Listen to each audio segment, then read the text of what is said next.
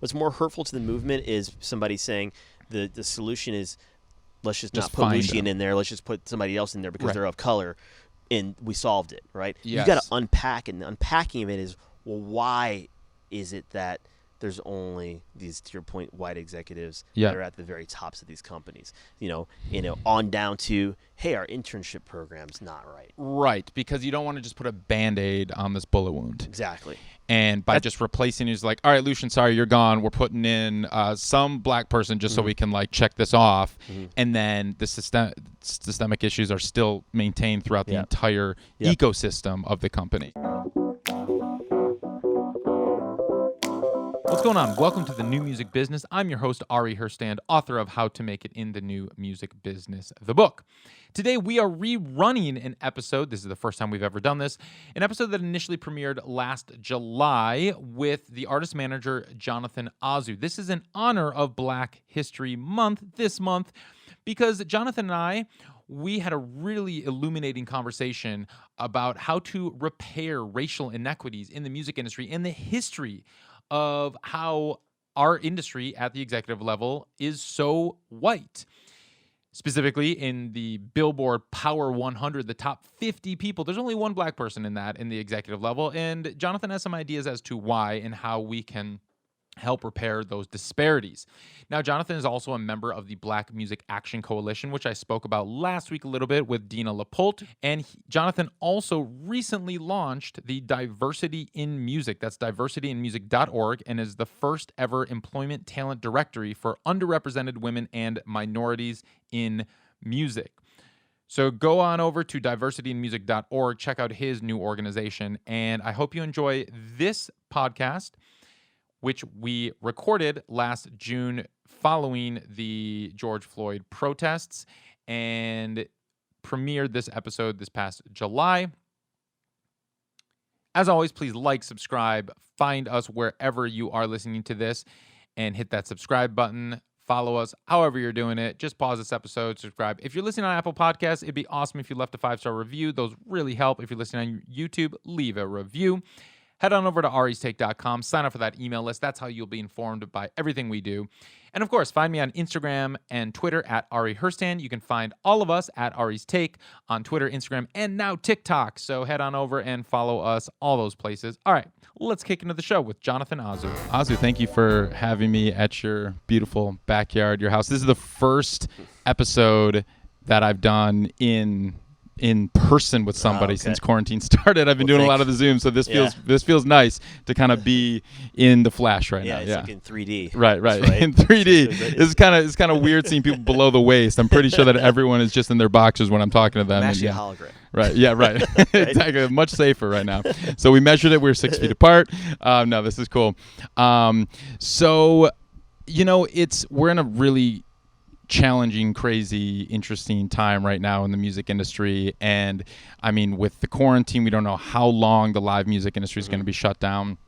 I'm curious just how you've been doing this whole time, how your artists are doing, how you're doing with all touring shut down indefinitely. Like, what is your day-to-day looking like these days? Yeah, I mean, like everybody, we're figuring it out by the day, right? And I think, it's been interesting because I had artists in Asia just as it was starting to break over there. Oh, wow. Right? Okay. Corey Henry was over there, and Emily King was scheduled to go over there. Mm-hmm. So we were watching this thing from a distance. Yeah. I think we all were watching it. Right. It wasn't that much of a surprise. But yeah. We were monitoring it, and really it was just there was just so much, I'll call it misinformation, but different perspectives on what was happening, right? And I'm much more pragmatic. I'm much more, I have medical people in my family, so I can I was asking a lot of questions, and there were some people in our sandbox of the artists that were like, it's fake news, it's this, that, right? So it was just like, who do you believe? And then ultimately, the artist is the person at risk, right? They're the ones that actually are going onto a stage, doing meet and greets, traveling in the airport, right? So sometimes as team members, it's easy to look at that and be like, hey, it's all good, go do the show, and but you're sleeping at home that night, and the artist is out there, carrying the weight. So, but we were lucky enough as a company to get a lot done in the first 3 months of the year. Okay. We had a really good first 3 months with the Grammy nominations. That's right. And we developed a partnership with InGrooves and Universal Music Group to set up our own label system. Nice. We successfully put Luke James' album out. We toured that. He sold out all his dates. Emily sold out all her dates. We were going back for more. Yeah. We were setting up tours for this year with Corey Henry. Was going to do an arena tour with Lenny Kravitz. Wow. Right. Okay. He's supposed to be in Europe doing arenas now. That's rough. Michelle Williams was gonna be doing a tour as well. Yeah. And those both went away. So it's really been for a good 30 days. It was like, all right, this is happening. Yeah. What are we taking down? Yeah. Yeah. How are we taking those down? Yeah. What are we trying to shift? Mm-hmm. And if we're shifting them, where are they shifting to? Yeah. Where do we want to plant? I talk about planting a flagpole, and I felt like we could maybe reschedule some stuff for November, December. Looking unlikely right now. March. Yeah. Right. Yeah. I think it looks challenging. Right. Without it being Swiss cheese of a tour. Right? Yeah. Right. I do think we will have potentially some markets that will be like, hey, we're good. We're doing mitigation, taking practices within our venues, but we're good to do shows. Yeah. In some capacity, right? But routing a tour, difficult. Well, I mean, even right now, it's a state-by-state thing. Exactly. I mean, they just had that show. Chase Rice did a show outside of Nashville like 2 weeks ago with 1,000 people in the venue, no social distancing, no masks. And it's like, I don't know many artists that would feel comfortable doing that. I sure wouldn't feel comfortable attending a show or doing that, and I would imagine most of your artists probably wouldn't feel comfortable in the immediate future doing shows like that. It's interesting. A lot of people talk about herd immunity. Right.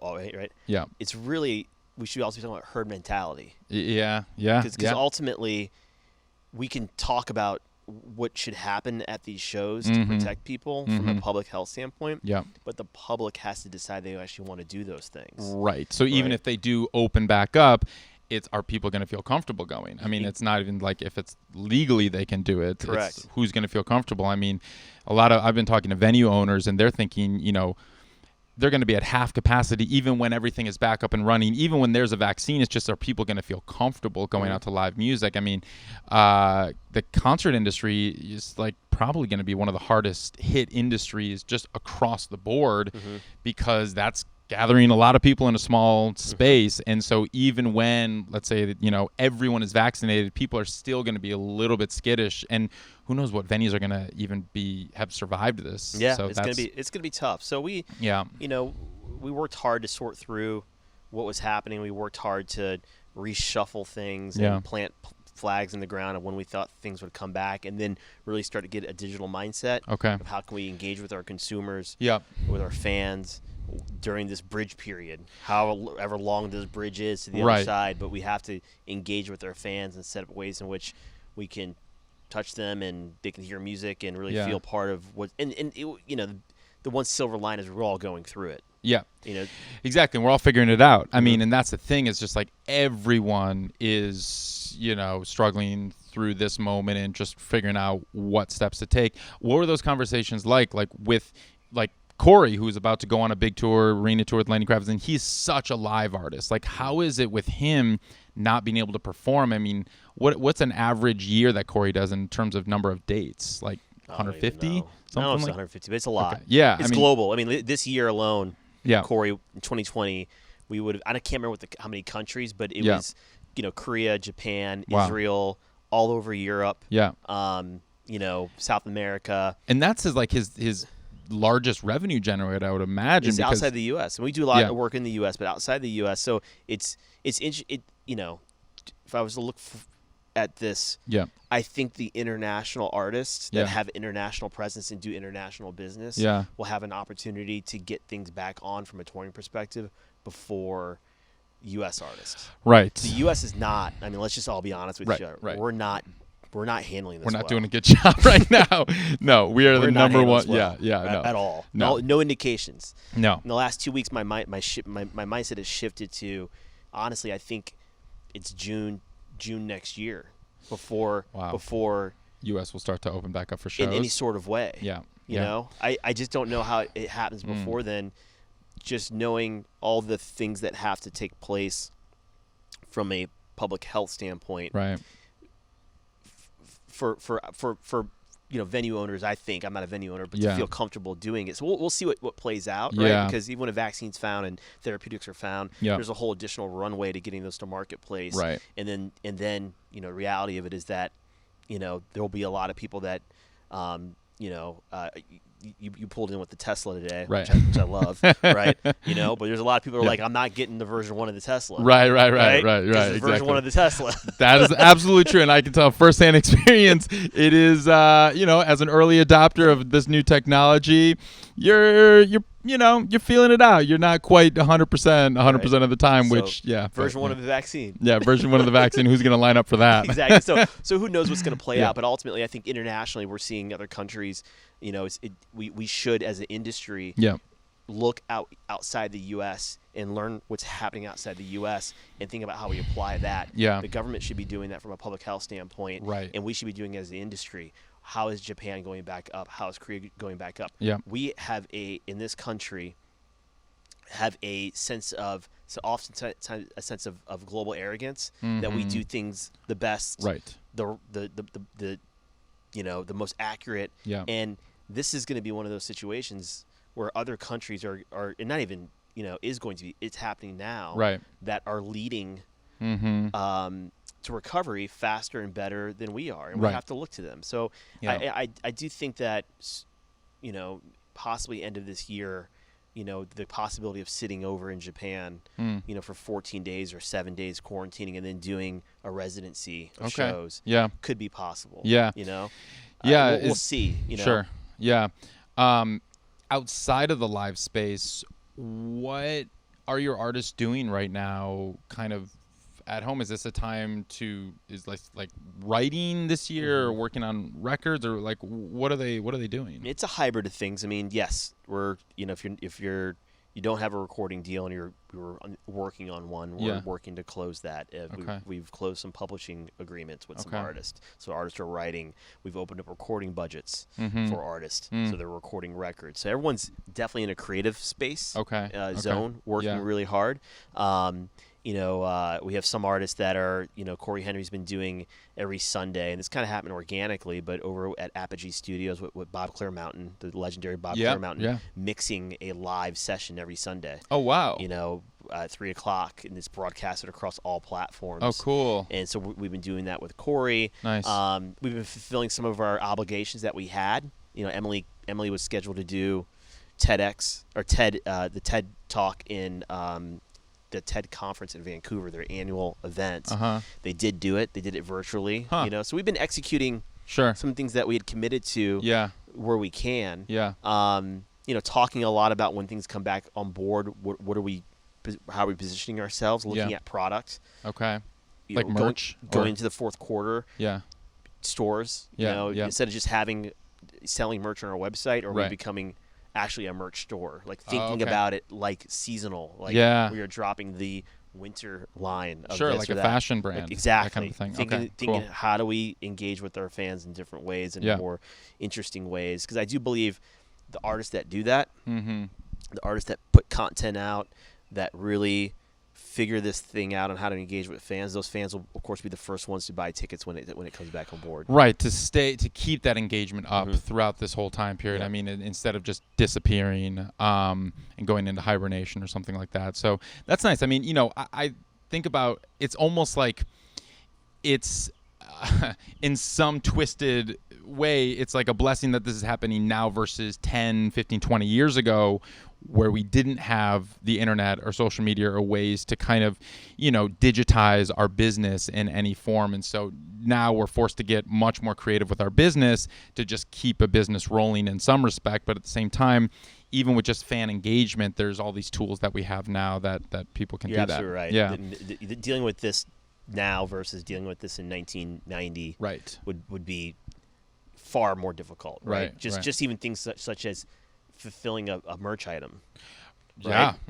Ordering the merch item. Right? Imagine if we were all just purely dependent upon, you can only buy merchandise by going to a show. You can't do it online, right? Because the bar of entry of selling online is too high. It's too expensive. There's too many hurdles to go over. So we are positioned as a society to win here to continue to win or figure it out, right? But it still makes it challenging. Have any of your artists been experimenting with live streaming or live stream shows or anything like that? Well, Corey's doing the weekly. We're not charging the Clear Mountain thing. Yeah, we're broadcasting it out. We have a tip jar type thing because some people said they wanted to contribute, which is great. Yeah. My attitude on that, it makes sense. And I think last time we talked, I talked about regular season and Super Bowls. It's an analogy that I use, that you want to have Super Bowl moments in your career, but you want a lot of regular season stuff. And I think that applies towards webcasting, that you should be putting content out and distributing it across platforms, and you should be allowing your fans to access it any way in which way they can. And then you should create some Super Bowl moments where you're like, hey, this is a paid experience. Here's what the experience is going to be. We're covering an album, or we're going to be collaborating with another artist, or we're going to be bringing the full band back together to do the set. And yes, there's going to be a transaction for you to have access to this content. So these are like previews, like these free little glimpses of kind of the live stream, and then the Super Bowl moment is the full concert that's ticketed, that kind of a thing? Type thing. Okay. Yeah. I think if you ticket everything, you're limiting the fan that just wants to engage. Sure. So that makes sense. It's kind of these are the engagement tools that you're using in this new creative way that kind of feeds them. But then when you do put up that high ticket item, they've felt taken care of this entire time, that they're willing to jump in with that. Exactly. So do you have the high ticket items, those big Super Bowl moments in the live streaming realm that you're kind of we're working on it? Okay, yeah, cool. And I also strategically thought that what you would see in this kind of bell curve is you would see a few people doing streams in March, April, when this hit. Yes. And you're going to see a ton where people are just going to be like, I don't even know. Like, I remember going to Instagram about 5-6 weeks ago, and it was like all lives. It was insane. It's like, what do you do with this? Right? Yeah, exactly. And then you'll hit the other end of the bell curve where that will go away, and then it'll be premium content. I think that's how that works. Technology is catching up to that right now too. Is like, I think when this hit, there really weren't that many live streaming options that were ticketed, that where the technology met the moment. I mean, one of the only real ticketed live streaming platforms that existed was StageIt, which came out 10 years ago, and it was still using the Flash technology, and it just was not really a solution that kind of met the expectations of 2020. But now I've started to see a lot more live streaming platforms that are kind of meeting the moment, that really went into overdrive to try to just be that platform to meet the needs of all the artists out there that want to do this. So, yeah, exactly. Yeah, so we'll see. So I want to back up a little bit and talk about Culture Collective. So you had been at Red Light Management for how many years? Many years. Many years. I was You're in New York. I was in New York. So my career path was I spent a few years at CBS Radio corporately in New York. Okay. Working on John Sykes' team. That's when I initially joined. I just graduated from college. Okay. Right? So and I worked for CBS Radio. John Sykes was running it, and he'd hired a lot of his former MTV Networks friends to come through and help run radio. Okay. So it was Andy Schoen, Greg Drebin, David Goodman, who's who initially hired me out of St. Louis, where I was living with my parents, to come to New York. So I credit David Goodman a lot with getting me where I'm at. Yeah. And I was there handling music partnerships. So I was the liaison between the label community and our 80 program directors of radio stations across the U.S. So we were developing programs that were being promoted through our radio stations, but they were music programs. Okay. They were sold to advertisers. Okay. So I built all these relationships with program directors, and I built all these relationships with label executives. Yeah. And this was in the 2000s, and managers were always very important in the sandbox of the artist, but ultimately then the labels were much more in the driver's seat. Yep. And I left CBS and I went into live events. I joined Superfly Presents. Yeah. Cool. There was probably only 10 of us working there at the time. Yeah. And it's like a startup office on West 3rd and LaGuardia Place. All right. Near NYU. Yeah. And at that time it was just Bonnaroo. And we went on to create other festivals, Outside Lands. Cool. Yeah. Googa Mooga, which was a food experience in Prospect Park. We partnered with the Life is Good company. Oh yeah. And we did the Life is Good family festival, which was really cool because it was for all ages. Where was that? That was in Boston, okay. which is where Life is Good started. Cool. And we developed the marketing group, which is huge business for them today. So it was all about how do we leverage the relationships we have with advertisers that are coming to life at our festivals. Yeah. If we can sell solutions to them around the Super Bowl, we can figure out how to sell solutions in the regular season to them. So it was, hey, State Farm, it's great that you're sponsoring Bonnaroo, but let's talk about how we can create other cool things for you as an agency. So we started the agency and had amazing years there. Yeah. Still very close with everybody at Superfly. Cool. Corin Capshaw, who is founder of Red Light, is also was an investor in some of the assets that Superfly co-owned. Oh, that's right. And isn't Red Light a co-owner in Bonnaroo? Well, Corin was an investor in Bonnaroo. Got it. And he also does a lot of investments, you know. Okay, sure. And Superfly and Corin co-owned assets together. Gotcha. Okay. Right? Yeah. And so I got to know Corin really well around that relationship. And more interesting was that when I was in college, I booked Dave Matthews, you know, so it was kind of like a full circle moment. To, like, where did you go to school? Drake University. Oh, okay. Yeah. And so it was in Iowa? In Des Moines, where the Iowa caucuses are held. Oh, yeah. I played Drake University. It was probably not the level that Dave Matthews was playing Drake. I was at a little I played it was in the student union. It was one of those that was like the singer-songwriter that they would bring in for, you know, like a coffee house series or whatever. Yeah, that's how I got started. That's when I was in college. I was the guy that you were bringing the music. Cool. So you know, music. Right. So you know, Corin was looking for a general manager to come over to Red Light, and at that time, I think we was around 100 artists and a handful of offices. So I left Superfly and became GM of Red Light, and was at Red Light for a bunch of years. And while I was there, I had signed some artists, but you know, really was there primarily as general manager. And I was kind of like, I was kind of an advocate, if you will, for the managers while I was there, you know, and really working with them and helping to provide them with tools and resources and relationships and networking to help them in their everyday management of their artists. And this was the New York office? I was operating out of the New York office, but I was GM of the company. Gotcha. So at that time, there was New York, L.A., Charlottesville, was the first office. Or no, at that time when I joined, it was Charlottesville, which was the first office. Yep. New York, which was the second office. Then there was L.A. Yeah. And then Nashville. So I was there when there was 4. Okay. I think today it's Seattle and London. Is on that. We rolled London in when I was there. Gotcha. Right. Cool. So so that was like mid 2000s or something. late 2000s. Cool. When I went over to I'm trying to think. It's like time. Right.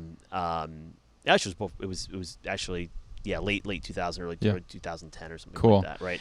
And then, so yeah, went over to Red Light, you know, signing some artists, but also there as GM, was working out of New York in the same building that ATO Records is housed out of. So I built a really great relationship with the team at ATO. Yeah.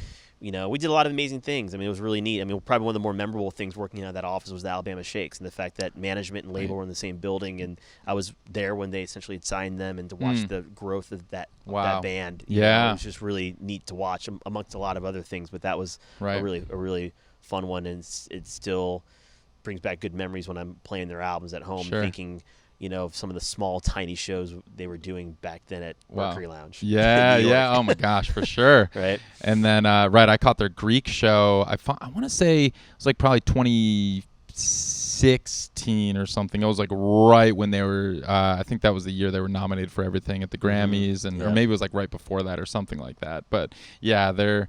That was. I mean, that's great. It's like that's a true kind of Red Light ATO. Collaboration, one of the ones that really popped. And then you throw in the Bonnaroo and the festivals. It all really, ecosystem of Red Light really, you saw it come together with that particular artist. Yeah. And, you know, I decided to move to L.A.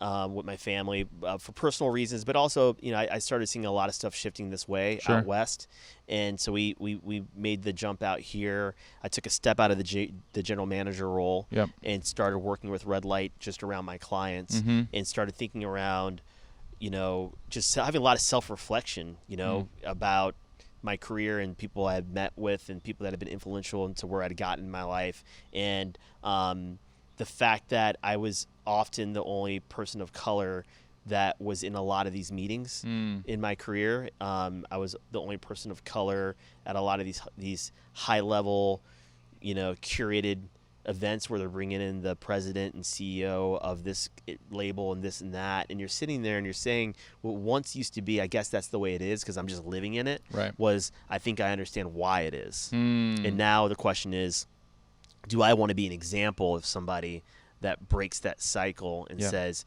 you can be an owner of your own business and be of color. You can develop ways in which your company is structured to help break systemic issues that are out there that help that really prevent diversity and inclusion from happening in our industry. Not always intentional. Sure. Right. Right. And I think that's the one shift that we're seeing now versus before this year was that, not in a million years would I ever think that a lot of people I worked with would ever think that diversity and inclusion is not a good idea, or they wouldn't believe in the Black Lives Matter movement. Yeah. But what were they actively doing to themselves to help provide a better structure to prevent these things from happening? Right. And they also manifest themselves in different ways. Sure. The George Floyd killing was an acute manifestation of systematic racism that led in death, and it was very shocking for everyone to see. But the manifestation of systematic racism comes to life in many, many other ways in society, and also many, many other ways within our industry, and many, many other ways within these companies in our industry that has pledged to get behind the movement.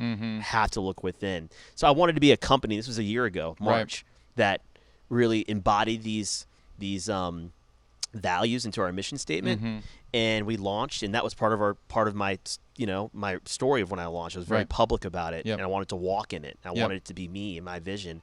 And it's been interesting that literally a year later, almost to the date of launching, COVID hits, and then a few months later, the George Floyd killing happens, and then then from there, and it's been interesting because it's just I've been talking a lot about it. Not just publicly on platforms, but I've gotten calls from colleagues. At Red Light, CBS, Superfly, saying, let me check in. I want to check in on myself as an individual. So how can I do better? Because I know somebody from white colleagues, correct, who are somebody looking, I worked with that I respect, I look up to, and I know why you left Red Light. I know why you started Culture Collective, and I know what you're trying to do. What can I do as an individual to be better and be more self-aware? And so it's been cathartic for me because I like to talk a lot about it. Because I think if we can have these conversations, even if they feel uncomfortable, it pushes you towards progress. So what are some of the suggestions? So when these white colleagues call you and they're asking for guidance, or they're asking to check in, or just to see how you're doing, but also how can we be better as an industry, what are some of your thoughts on that, and what do you kind of talk to these colleagues about?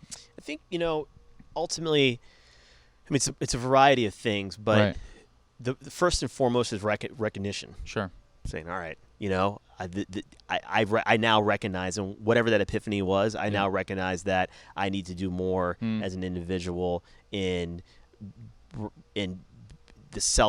being self-aware of the shoes that you walk in as someone, not someone of color, versus somebody that is. And that's the first step, ultimately. And the second step is recognizing that, like it or not, right? You're part of the problem. And it's not always with intention part of the problem, right? It's sometimes not with intentions. It can be something as little as hearing something and not saying something about it. We're seeing that a lot. That's why social media is exploding. Yes. Because people of all races are saying, I'm not going to stand for what you just said to that patron over there. Right. And versus, that's not my fight.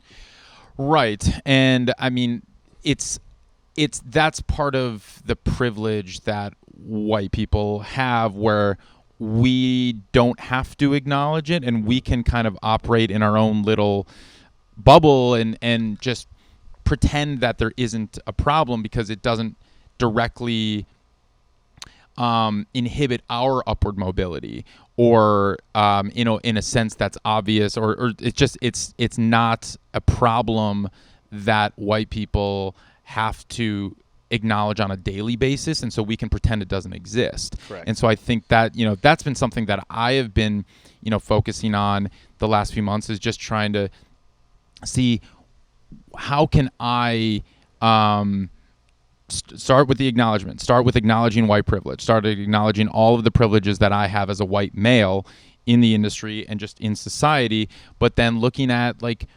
where's the best place to, what is the best role for someone, for any of us, and any of the to kind of have in this place. How do we effectively move not just the conversation forward, but move the industry forward in a more equitable place? And I think we're all trying to figure that out right now. Yeah, and it's interesting because I think that our industry is there's a term, progressive white privilege, that I was brought to my attention relatively recent, right? Because I've always thought of it as white privilege, and progressive white privilege is that individual that, again, I think it's a lot in our industry, that would never ever think that D&I is not a good idea, would never ever think that the killing of George Floyd was justified, would never, supports Black Lives Matter, puts the sign up in the window, right. Post in solidarity, right. on Blackout Tuesday, right.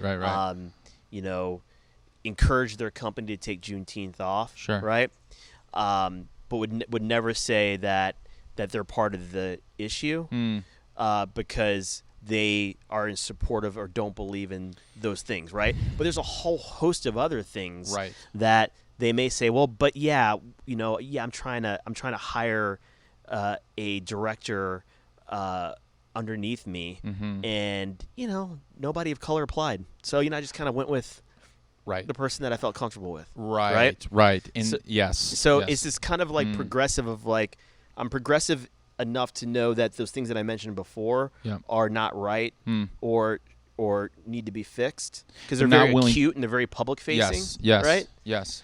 Ken and Karen stuff on social media. Right. Yeah. But when you start to unpack some of the other things, they're not as willing to say that that's an issue. So you're leading by example. You're running your own company. It's you have I think it's an all-black roster, and it's how would someone else in your white colleagues that are in those positions of power kind of actually do the work and not just pay lip service to the movement? I'll give one that really stuck with me when I was starting my company. Was that I think the companies I've worked for and other companies in the industry have always done a really great job of hiring interns. Okay. That eventually become whatever, assistant, right. Yes, office coordinator, and then become manager or director, right? There's a pipeline there. Yeah. Right. Yep. And I've always noticed that the diversification in the internship pool is always wasn't great, right? You'd look at it and say, well, what's the deal here? And I started really unpacking the fact that we don't hire our interns. Yeah. I'm sorry, we don't pay our interns. Right. And if I'm, economically challenged, that I can't over the summer pay to fly someplace, New York or LA, right, put myself up and work for free, yeah. I can't. That's not an option, right? And the reality of it is that the overwhelming majority of those that are economically challenged are people of color. Yes. Right? So now that internship program is now going to go to most likely somebody not of color that's affluent, that can afford to do it. Right. There's your pipeline right there. And then you ask yourself, well, we hire within, or we hire who's within arm's reach, right? And they tend to not be diversified. Yeah. That's a great, real life example, and that makes a lot of sense. And you're part of the so there's this organization that has started, the Black Music Coalition, and it's Black artist managers that have kind of come together. What is this? Yeah, so it was developed by Binta Brown, who's an attorney with a political background, but also works with artists. Okay. Had put it together, and basically there was a Zoom call at some point in time with a bunch of managers, and we were discussing what can we do, and there's multiple missions or charges that the organization has. Okay. But one of the primary ones is holding these companies accountable. So we all watched a lot of companies post on social media. They cut a lot of checks. Right. A lot of checks flying around. Yes. Right. Okay. And then now it's where's the accountability? Sure. Because if these companies would have held themselves accountable, we wouldn't be where we're at. Yes. And since they're private, you can't self-police. You can't self-police. Right. Right. And if I'm just making this up, but if company A says, hey, we're going to diversify our C-level executives, so going forward, our goal is to, make sure that within 3 years, 20% of our executive, C-level executives are people of color, and they only get to 10%. What happens? Right. Right. Yeah. Right. So we're working to develop ways in which we can hold those companies accountable. Okay. To the best of our capabilities, and hopefully also too. Sometimes it's not just us coming in and saying, "Hey, show us what you're doing." Yeah. It could be, here's who you should be working with to help you get there as a company. I do believe that the bigger the institution, well, all institutions, but definitely these big institutions, they need to be hiring outside, bringing consultants in to help really look at what they're doing, unpack that, restructure it, create safe environments for employees to talk about these things, and then really have that self-evaluation, And then I also really think compensation should be tied to this in some form or fashion. I have trouble really if you're 65 years old and you're a chairman or chairperson of a company, right? And you're saying in the last 3 months, I really think that diversity and inclusion is something that we need to take seriously at my company, right? And I'm gonna cut checks and we should do this. I really feel that in order for you really to care, your compensation should be tied to the metrics that you lay out for your company to get the diversity and inclusion benchmarks. Yeah. Right. So your bonus, your salary, however you want to look at it. Okay. Yeah. Compensation at that level should be a part of that accountability, and you'll start to see some change. It needs to be felt emotionally. Don't get me wrong. You got to buy in. You got to want to do it. So I'm not saying it's all about the money, but ultimately too, a lot of these compensation should be a part of that, right? And then I think what's happening, and I tend to think that's maybe for the older executive that came through this industry with a lot of systemic issues and now is on the sunset, and you're trying to think, why is that executive on the sunset just now having an epiphany? Right. Is the change really going to happen? I do think there's a groundswell of younger executives coming into this industry that do want to make sure that it not only do they want to make sure that the companies that they work for are doing these things, they won't work at companies that don't do these things. And is there a way to make this accountability public? Is there like a database that could be publicly listed saying here are the companies? Like I was looking at the Billboard top 100 power players. The top 10 are all white. The top 50, I think there was only one or two black people. John Platt. Right. And there's like four people of color. The other person, but and by the way, it's something. So I go to Billboard Power 100 every year. And it's talked about in that room. When I run into the other black executives in that room, we talk about it. I don't know if all the other white executives realize we're talking about it. Right. But we talk about it because it's true. It's really true. And it's not that, hey, Billboard, go pick executives of color so you can have better representation on your list. It goes deeper than that. What's going on at these companies to where where people aren't put into the position to have a shot at being on that list. Right. I mean, it's like you can't just say, oh, we're going to exclude Universal because it's run by a white guy. It's like, well, no, Universal is still one of the most powerful music companies, and the person who runs that is going to make the Billboard Power list. And so it's like, and same with all the other companies. And so it's just like when you're looking at who's running those companies. And so that's more hurtful. What's more hurtful to the movement is somebody saying the solution is let's just not put Lucian in there. Let's just put somebody else in there because they're of color, and we solved it, right? Yes. You got to unpack it, and the unpacking of it is, well, why is it that there's only these, to your point, white executives that are at the very tops of these companies? On down to, hey, our internship program's not right. Right, because you don't want to just put a Band-Aid on this bullet wound. Exactly.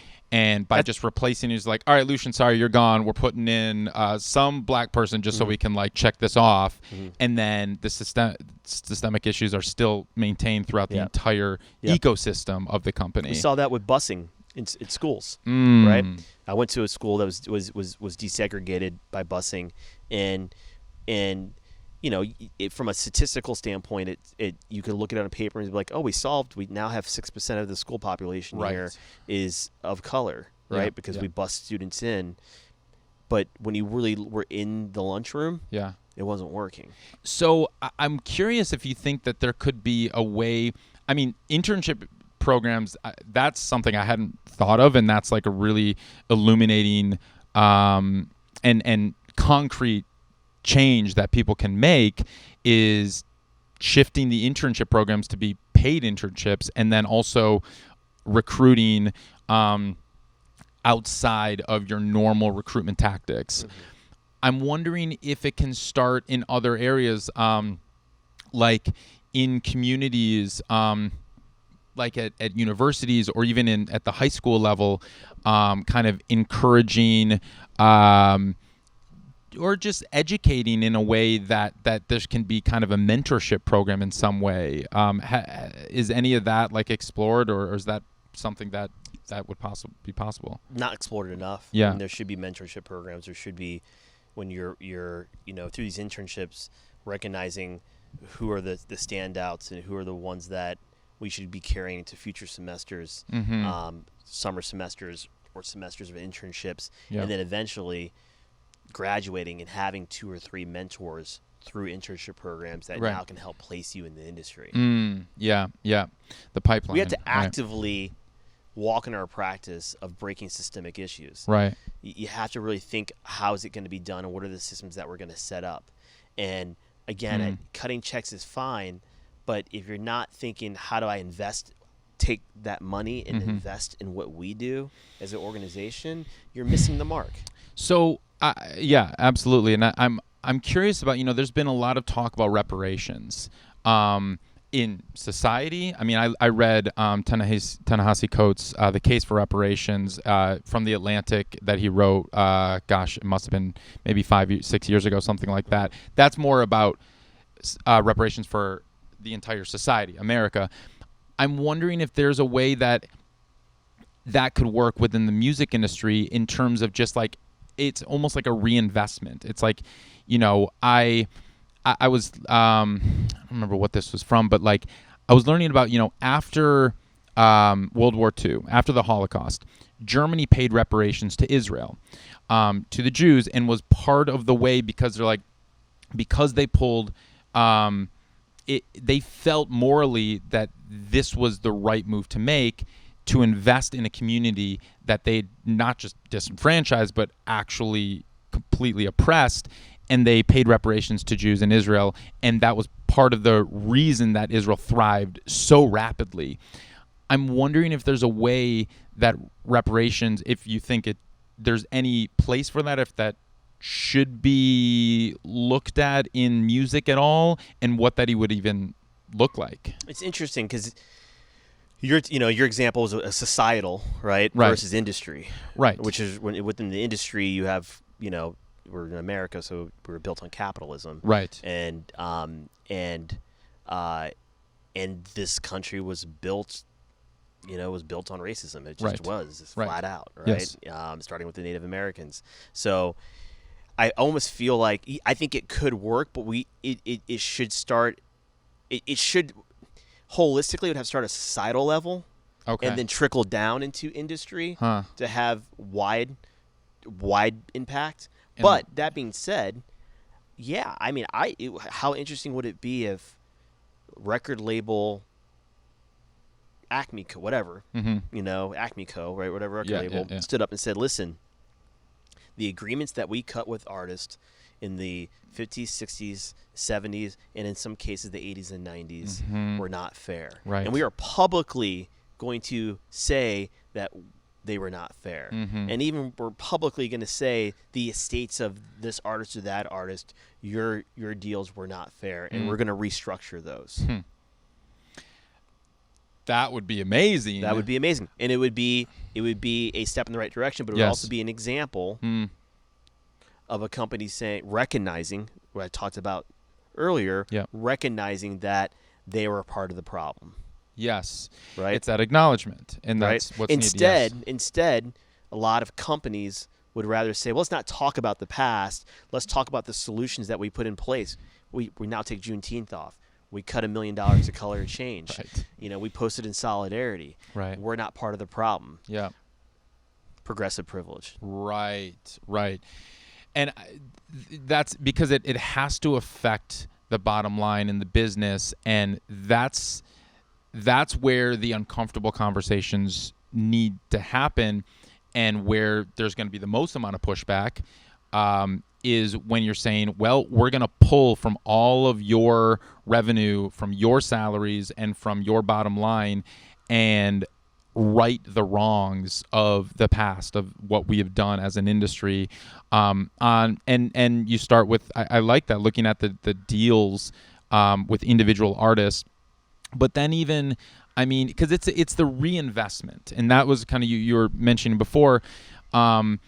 That's what when in society we're exploring that. That's what the defund the police movement is all about, is taking money from over here where we're overfunding police right now and investing that into communities, specifically communities of color, to build up the community so the policing is not as needed, because we have social programs that are now supporting. So it's the community supporting itself, but we're taking the money that traditionally has gone into policing those communities and then helping build it up. It's like a different, it's that reinvestment, reallocation. Exactly.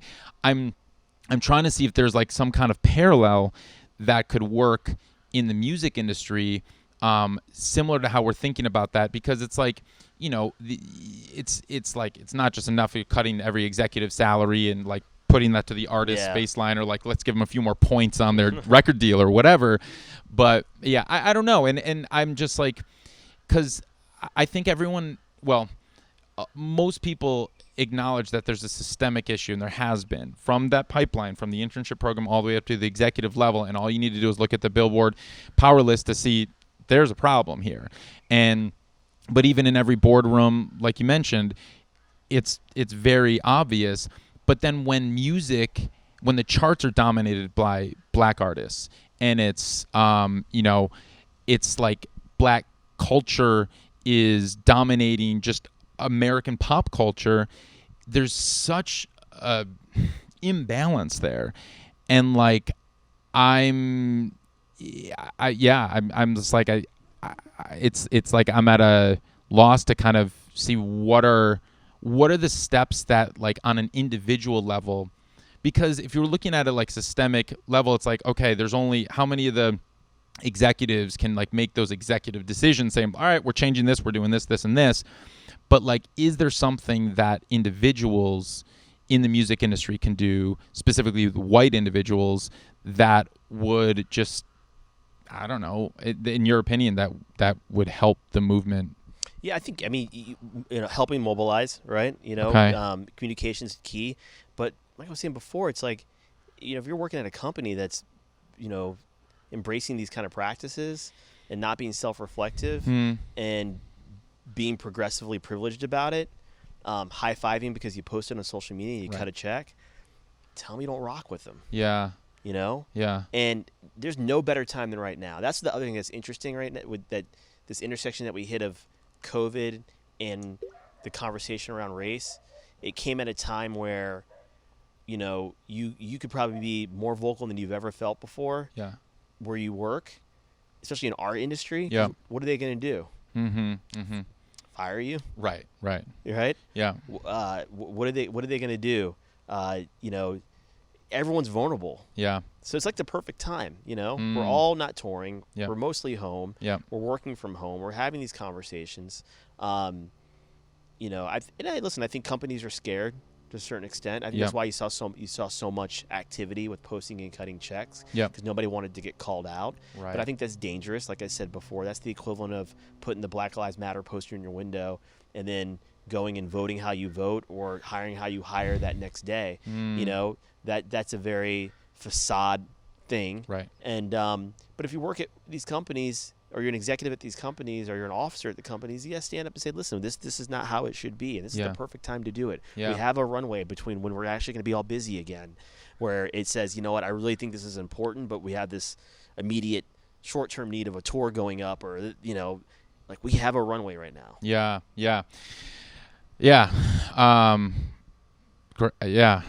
Absolutely. And I mean, it's I feel like it's really, like you said, I mean, it is the perfect time to be having these conversations. And I think that was the biggest challenge before, is like, even if people felt like there was injustice in their company, the lower the totem pole you are, the less empowered you felt to speak out, because it's like, then you're deemed difficult, or you're challenging the status quo, and you don't really have that power to do that. And now people are feeling more empowered. And so, I mean, hopefully we're going to start to see it's obviously going to be incremental, but, some companies are coming out, like, the distributor STEM, the independent distributor, Milana Rabkin, she's the CEO, and they were one of the very few companies that not just made a Blackout Tuesday show must be paused post, but actually took a couple weeks and looked into the entire structure of their company and say, we failed. We failed at the executive level. We failed in our hiring practices. And they put out like a step-by-step plan of how they were going to be more inclusive and active in their hiring practices, and just like focusing on that. And it was nice to see that they're willing to take those concrete steps and not just kind of move on businesses as usual, a few weeks after the noise has kind of died down. Yeah, and I wasn't aware of that, and I applaud her for taking that action, because I always say that these things are much easier to talk about now than when there's a crisis. Mm-hmm. Right. And crises have come to life now when you get called out, or somebody says, there's a Los Angeles Times article about a week ago. I don't know if you saw it, and I can't remember the company that this woman worked at, but the title of the article was entertainment company says they believe in the Black Lives Matter movement. Former employee thinks different. Right. Former black employee thinks different. I did see that. Yeah. Right. So when it becomes a crisis, because somebody says, I'm gonna publicly talk about the things that you were doing as a company, right? Then it's like, let's rush and get something out. We're gonna fix this, right? Yeah. Be proactive about it. Yes. And not just wait to get called out. Don't wait till it's a crisis. Yeah. It's much more difficult. Yeah. I'm concerned similarly that, like, as we've all been seeing, right when the protests started after George Floyd, everyone's very active. There's 100,000 people on Hollywood Boulevard protesting, and you attend the protest and it gets fewer and fewer people. People are talking about it less and less on social media, and then it's going to kind of get into kind of business as usual again. Are you noticing kind of people losing interest? And if so, I mean, even with the Black Music Coalition, is this something that is going to kind of keep those companies held accountable in a way that's ongoing, and to have the regular check-ins? And hopefully you get to one day where it's not needed. Right. And that, that's been worked on for decades. Right. Multiple civil rights leaders, and you get better and better, right? Yeah. We do have progress in society, so something's happening at a societal level. Yeah. And yes, distractions exist. Yeah. Be it the COVID, resurge, or be it Kanye 2020. distractions will be out there, so you have to stay focused and keep pushing it into the forefront and making sure it's at the top of conversation. And only time will tell this time next year when we're all kind of hopefully comfortably starting to get back into a normalcy around industry things, whether or not we're pushing it forward and addressing it. I do believe that I do believe and I hope that executives at all different levels feel that they can bring it up and talk about it without risking their jobs. Real talk, right? Risking confrontation. They can bring these things up and they can be talked about.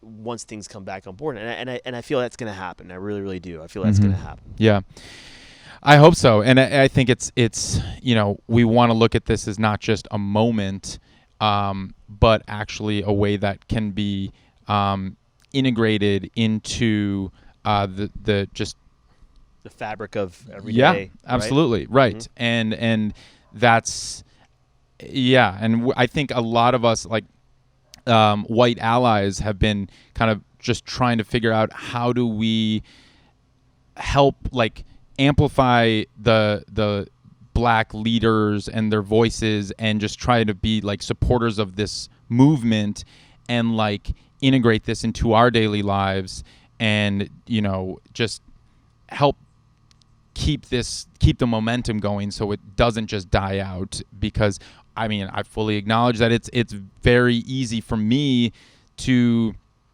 just kind of pretend this doesn't exist because I'm not forced with acknowledging it on a daily basis. But now it's, now that like the wool has been pulled over, away from my eyes, I'm like, oh, now I don't feel comfortable not acknowledging it on a regular basis. And like, I'm just trying to find ways to just like help, move this movement forward effectively. Yeah. And then on my end, as a person of color, it's not pretending that didn't hurt what somebody said. Right. It's not, it's not, pretending that didn't make me fearful. What somebody said or did. Right. Yeah.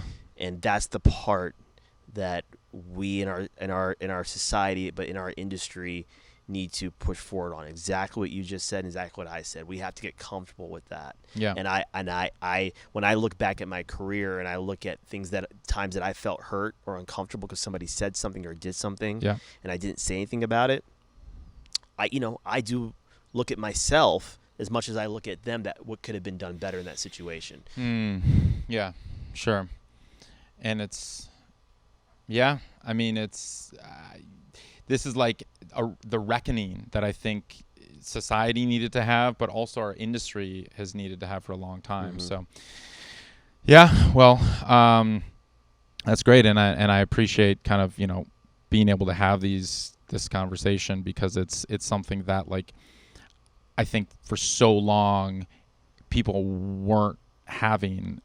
White people weren't having, like, like you were saying, when you're in the room with the Billboard Power 100 and it's like just a few black people, and it's like you're having those conversations, but none of the white people are having them. So you do have an all black roster. Now, was that intentional when you're kind of signing artists? Was that part of the Culture Collective mission statement to amplify artists of color, or is this something that is kind of just in your personal taste, or how that all works? I think it's definitely part of the mission statement of the company. But the reality is, before I started Culture Collective, I'd worked primarily, with black artists that fell under my responsibility at Red Light. Of course, I worked with everybody. Right.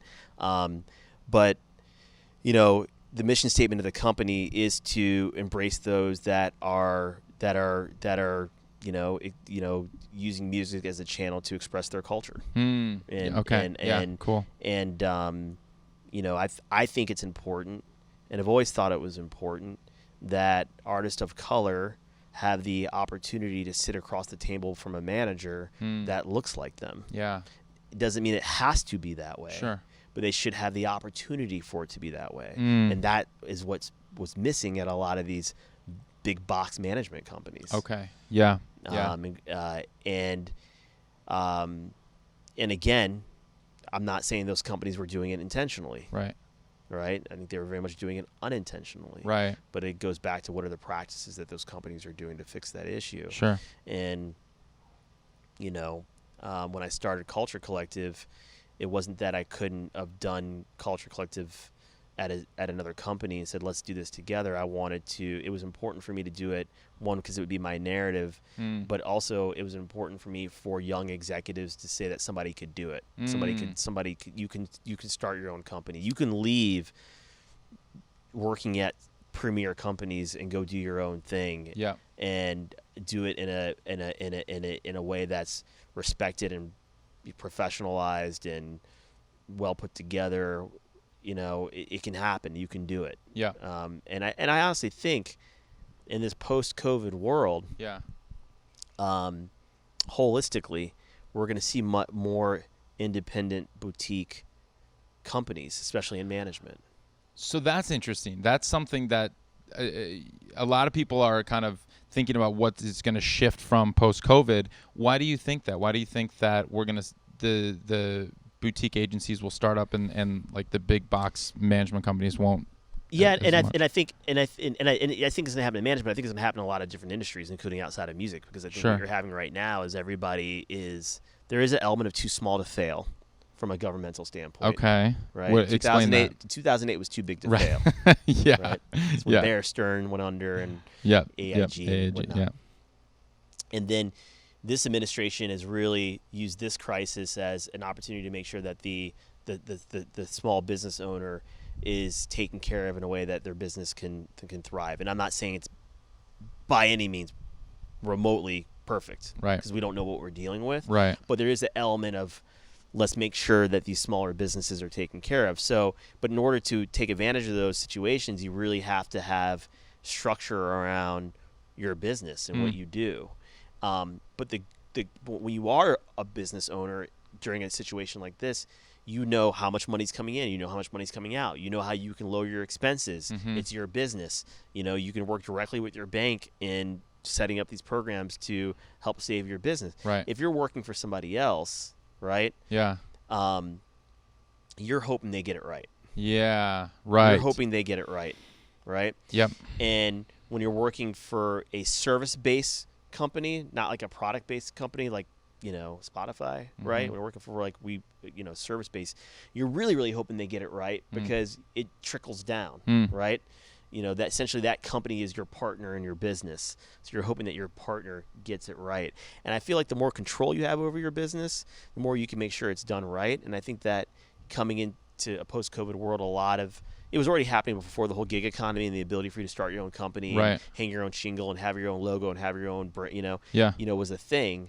The one thing that was missing there with a lot of people was like, well, I don't want to take the financial risk, or I don't want to take the business risk, or I don't want to learn how to do the accounting and all that stuff. I don't want to do any of those things. I want someone just to do it for me and let me know every quarter or every year where I land. Yep. But now you go through something like this and you're like, boy, I hope they make the right decisions on my behalf, because now my business is going to be impacted by the decisions that they make. Yeah. And that's why I think that you'll see that shift. It's a much more of boutique-y type businesses where someone says, hey, this is my business, and maybe I've partnered with other managers, to do some shared services, but ultimately it's my business. Well, the whole new industry has enabled kind of the independents to thrive. I mean, we see that, just at every level, but it's like traditionally, even on, you needed the major record label system, even just for distribution, to move physical product. It was like those pipelines and those channels is what existed before. And now that's why so many independent artists are thriving, is because you don't need the whole expensive infrastructure to get your music out to the public. You just need an internet connection, basically. And so, I think we are seeing, kind of smaller boutique-y at every level, from distribution to independent artists to indie label to managers to all of that. Every level is thriving in that smaller way. It's a great time. So for your artists right now, I to kind of bring it back around to the artists, like Emily King, she was nominated for a Grammy this last year. 2 Grammys, yeah. 2 Grammys this last year, right? And It was. I mean, was that the first time that you worked with like that kind of? I guess. Well, with Culture Collective, that was your first couple Grammy nominations. It was our first couple Grammy nominations. We had Leon Thomas, who's a client, was nominated for production on Rick Ross and Drake's record "Gold Roses." Oh, okay. But yeah, it was great. I mean, listen, that literally almost a year, because the Grammys were in February, so a year to launch. Yeah. We had 2 Grammy nominations with an artist that we worked with for a long time that was super supportive in the launch of Culture Collective. And listen, much love to the clients that I work with that were, that understood the vision that I had and started the company, and that were willing to come with me, right, and be a part of it. I mean, that's a leap of faith for everyone, is because it's like leaving this institution that has, seemingly this infrastructure that can support what they're doing to kind of jump with you into this whole new realm. Yeah. And I think it's a testament too of artists wanting to, they believed in what I was doing, and that was driving their decision, the belief in what my vision was. Yeah. Right. Cool. And I think that's gonna, and I spoke about that before. I think that's gonna manifest itself in this younger generation, where it's not just about working at a company to help build the resume. Those companies have to represent the values of what they believe in as individuals, and I think you'll see that on the artist level too. Cool. Yeah. Right on. Well, Jonathan Azu, thank you so much for coming on the show. This was really great.